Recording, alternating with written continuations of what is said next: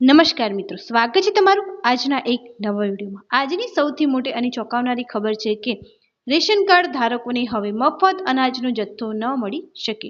હા મિત્રો, તમે સાચું સાંભળ્યું છે। રેશન કાર્ડની દુકાનમાં નવા નિયમોને કારણે વેપારીઓએ હડતાલની ચીમકી ઉચ્ચારી છે અને પરિણામે ગરીબોને મળતું મફત અનાજ જે છે તે અટકી શકે છે।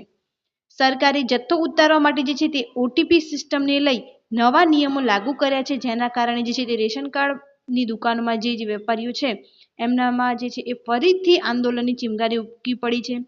પણ દુકાનદારો કહે છે કે આ નિયમો અત્યંત મુશ્કેલ અને અયોગ્ય છે। તેમનું કહેવું છે કે દર મહિને જથ્થો ઉતારવાની શરતો, ટેકરી કમિટીની હાજરી અને સતત ઓનલાઈન પ્રોસેસથી તેમને ભારે મુશ્કેલી પડી રહી છે।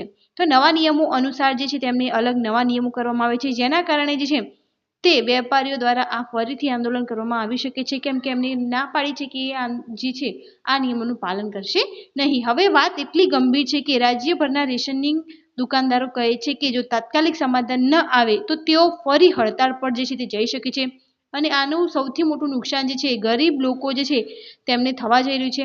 પહેલા જે છે એમને 20,000 કમિશન આપવામાં આવતું હતું, પરંતુ એમનું કહેવું છે કે આ વધારીને 30,000 સુધી કરવામાં આવે। તો આ અત્યારે પ્રોસેસમાં છે, હજુ આના પર કોઈ નિર્ણય લેવામાં નથી આવ્યો અને સાથે સાથે નવા નિયમો પણ લાગુ કરી દેવામાં આવે છે, જેના કારણે જે છે તે દુકાનદારોની અંદર આક્રોશ જોવા મળી રહ્યો છે।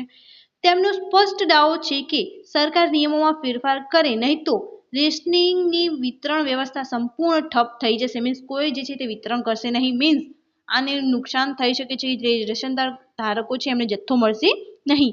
એટલે કે જો આ મુદ્દો ન ઉકેલાય તો સામાન્ય રેશન કાર્ડ ધારકોને અનાજ મળવાનું બંધ થઈ શકે છે।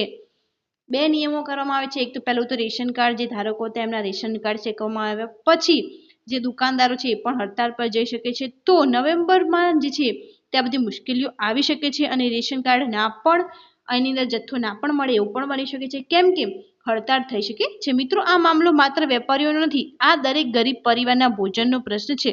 જો હડતાળ શરૂ થશે તો હજારો પરિવારને મફત અનાજ મળવાનું બંધ થઈ શકે છે। તો આમાં આપણે એટલું જ કરી શકીએ છીએ કે જે વેપારીઓ અને સરકાર વચ્ચે જે છે સુલાહ થઈ જાય, જેથી બધાને જે છે તે અનાજનો જથ્થો મળી રહે। સરકાર અને દુકાનદારો વચ્ચેની જે આ તંગદિલી ક્યાં સુધી જશે?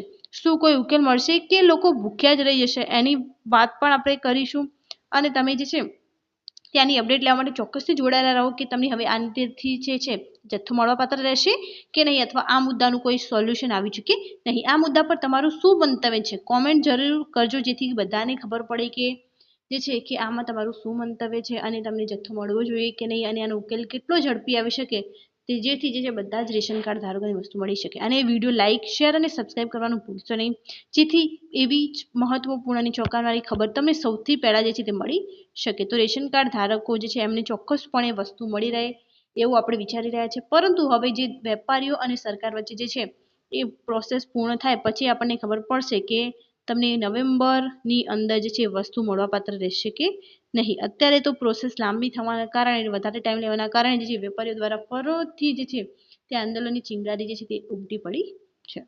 Thank you so much for watching.